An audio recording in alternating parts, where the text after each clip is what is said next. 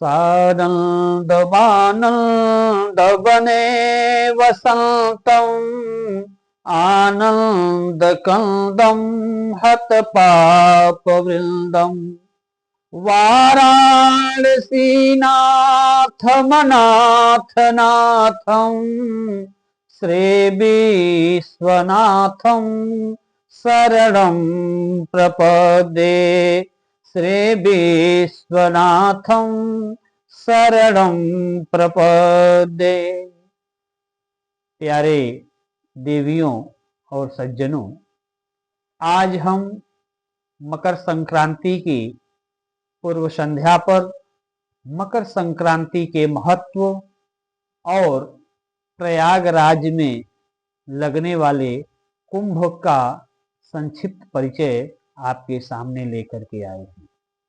वास्तव में ये मकर संक्रांति का पर्व हम सनातन धर्मावलंबी क्यों मनाते हैं, इसके पीछे शास्त्रीय प्रमाण क्या है, इसका उद्धरण कब से प्राप्त होता है, इन सभी बिंदुओं पर विस्तार से तो बहुत कुछ आप लोग जानते हैं, किंतु एक बात मैं कहना चाहता हूं कि जो हमारा सुप्रसिद्ध रामचरितमानस गोस्वामी तुलसीदास जी के द्वारा जो रचित है, उसमें भी इस मकर संक्रांति का उल्लेख हम लोगों को प्राप्त होता है। मकर संक्रांति के विषय में गोस्वामी तुलसीदास जी महाराज ने कहा है कि माघ मकर गतर बीजब होई तीरथ पति ही आव सब कोई। माघ मकर गतर बीजब होई तीरथ पति ही आव सब कोई। देव दनुज की नर नर श्रेणी सादर माजहि सकल त्रिवेणी। देव दनुज की नर नर श्रेणी।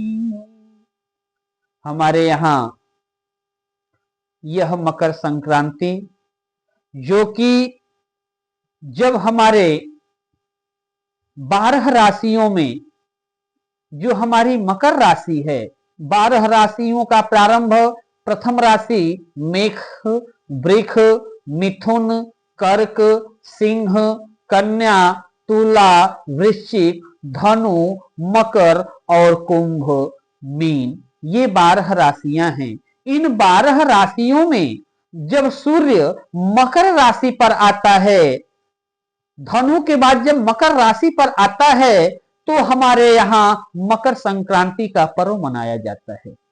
और उस मकर संक्रांति के पर्व पर हमारे यहाँ जो ऋषि मुनि देव दनुज किन्नर जो हैं, वह तीर्थराज प्रयाग की तरफ प्रस्थान करते हैं और पाप ताप निवारणी जगत जननी माँ गंगा की पावन गोद में स्नान करके अपने पाप ताप और संताप से विमुख हो जाते हैं, विमुक्त हो जाते हैं। ऐसा शास्त्रों में भी वर्णित है। पुराणों में यह उल्लेख आया है कि जिस समय हमारे यहाँ समुद्र मंथन हुआ, तो समुद्र मंथन के समय जब उसमें से जो अमृत निकला, वह अमृत कलश ले करके जब काक भुसुंडी महाराज काक का रूप धारण करके कलश लेकर के प्रस्थान कर रहे थे, तो कलश में से कुछ अमृत की बूंदें प्रयागराज में छिटक गई, जिसके कारण वहां कुंभ का स्नान तभी से जो है सभी लोगों के लिए एक धर्म और कर्म का स्थल बन गया। कुंभ स्नान सबके लिए आवश्यक हो गया। सभी सनातन धर्मावलंबी कुंभ स्नान करके, कुंभ का अर्थ ही होता है कलश, तो कलश से छिटकने वाला जो अमृत की छिटकने वाली जो अमृत की बूंदें हैं, जब वह प्रयाग में गिरी तो वहां प्रयागराज का मेला लगने लगा।